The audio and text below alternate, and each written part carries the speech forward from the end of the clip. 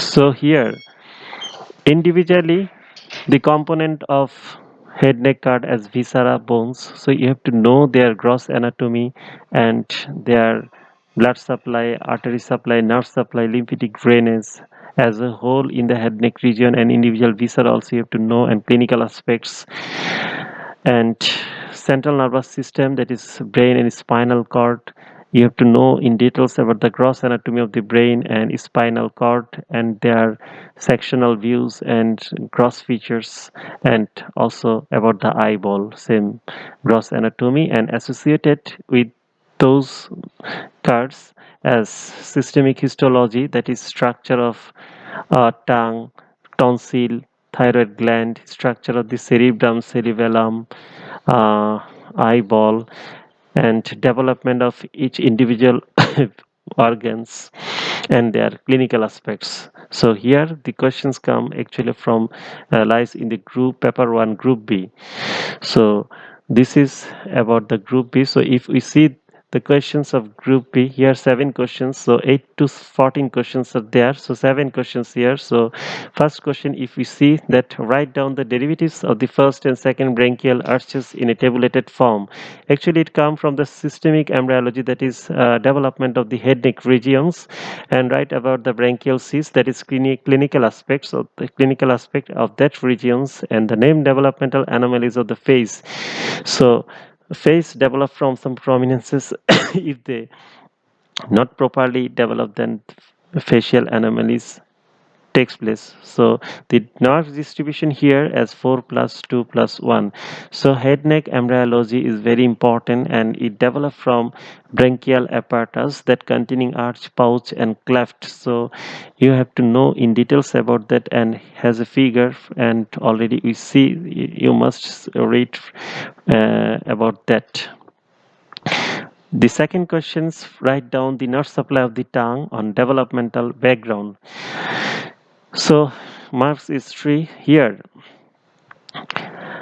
You know, tongue have motor supply and sensory supply.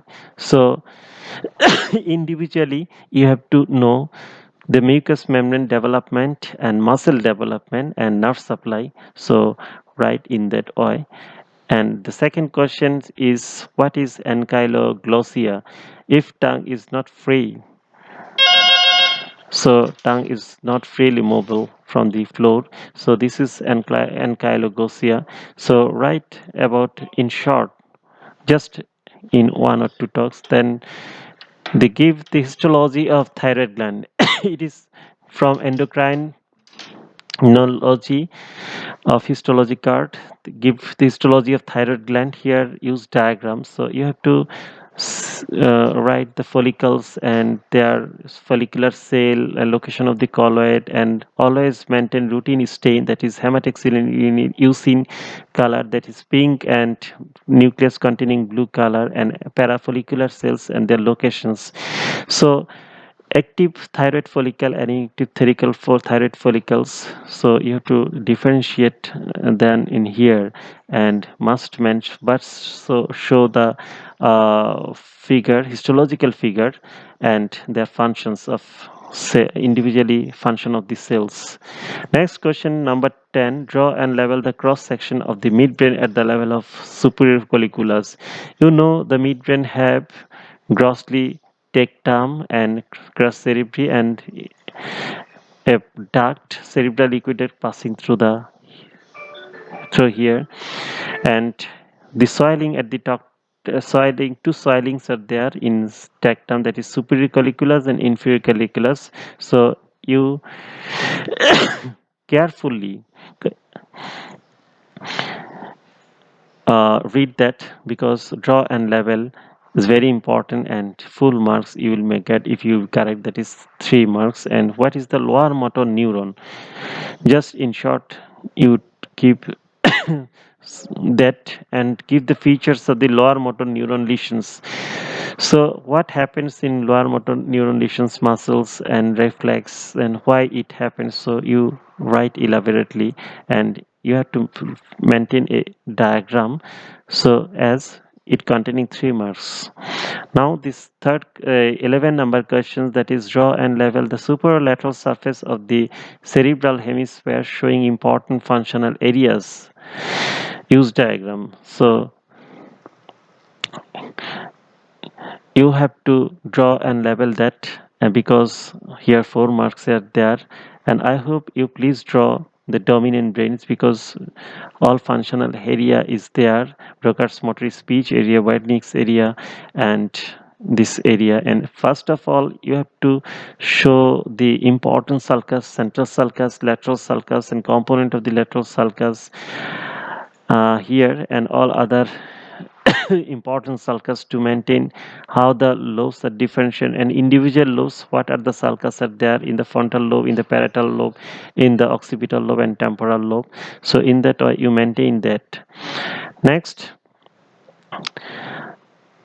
question, that is draw and label the lateral cortical spinal tract. Use diagrams. So here question number is 4.